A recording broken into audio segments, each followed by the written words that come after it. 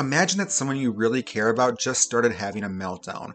Maybe they're on the floor crying, or maybe they're just yelling and shouting. What are you going to do? Knowing how to address an autistic meltdown can really help autistic people navigate that particular situation. And that's what this video is all about, trying to figure out the ways that we can address and help people during a meltdown. Now, typically when we think about meltdowns, we think of that one moment, the big moment of overwhelm where someone is on the floor crying or yelling or punching their leg. But meltdowns are more than that. There's usually a lead into the meltdown and then the recovery from the meltdown. So we're going to talk about the before, the during, and the after of meltdowns and what you can do to help somebody. So let's think about the before. The first critical thing that we need to do before a meltdown occurs is to really educate ourselves about them. So congratulations, you're doing the first thing that you need to do to address a meltdown right now.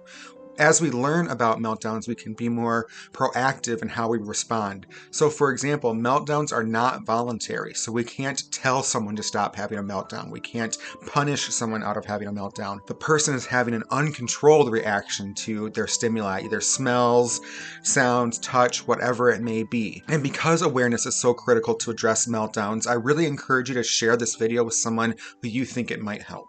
Second, we really need to think proactively about the sensory information and the sensory environments that we bring autistic people to.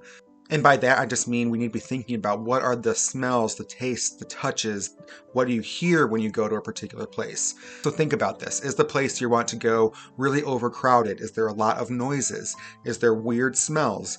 As we think about those things, we can help autistic people avoid meltdowns by either warning them about the potential for that sensory information or by choosing somewhere else that has less sensory input for them to go to.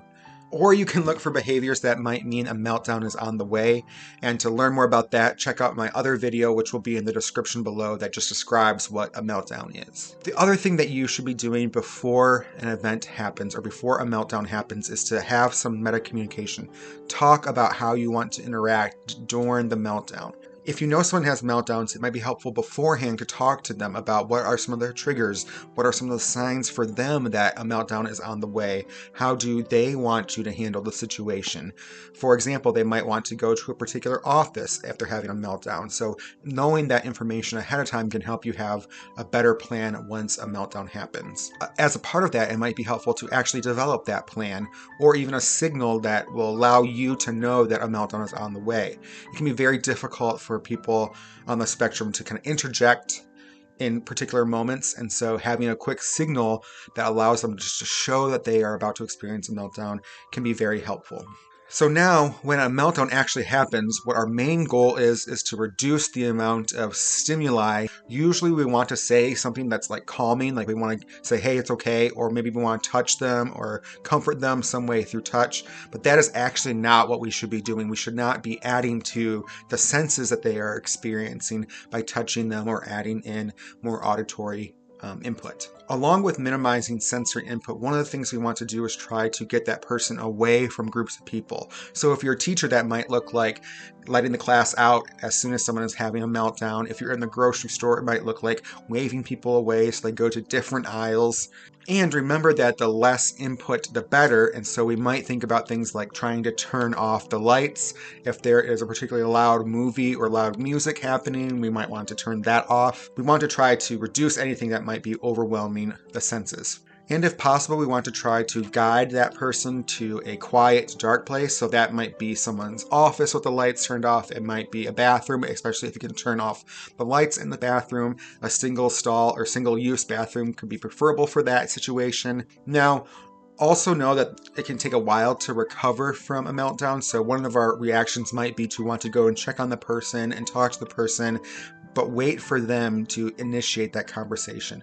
Wait for them to consent to a hug or anything like that, because it can take a long time or a while to recover from that meltdown. Because it can take a couple of days for someone to recover, we should really let them initiate the contact. Now, please hit that like button if you promise me to try to reduce the amount of sensory information someone is experiencing when they have a meltdown. Now, the meltdown has happened. What do we do after it? After a meltdown, there's a few things that we can try to do. First, someone might kind of forget some of the basics, right? They might be hungry or thirsty, so having or bringing someone water or snacks can be an important way to help them after the meltdown. If you work with somebody who might have a meltdown, you can both keep bottled water or snacks in your offices for that moment a meltdown happens. Now, a lot of autistic people have very special interests, and this is something that you can talk about before a meltdown even happens.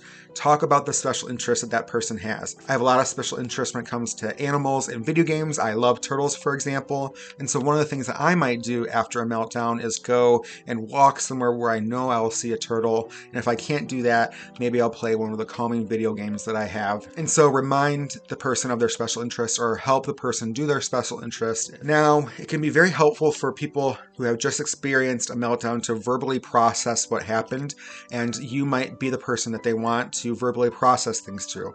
It's very important to remember during these conversations to be very supportive and reaffirming of that person. Again, it can be very embarrassing to have a meltdown, and so reassure them that everything is okay. It might be helpful for you to ask very affirming questions out of curiosity. So, for example, you might ask, "What were you feeling? What could I have done better to help you?" And try to avoid kind of condescending or judgmental questions like, "Why didn't you just blank?" Ask affirming questions, and listen to them as they explain what happened. And now that you know a little bit more about autistic meltdowns, it would be helpful to also explore another challenge that neurodivergent and autistic people face, and that is neuroburnout. So please check out our video on that topic. If you learned something from this video, I'd really appreciate it if you hit that subscribe button. I really appreciate your support. Thank you so much for watching.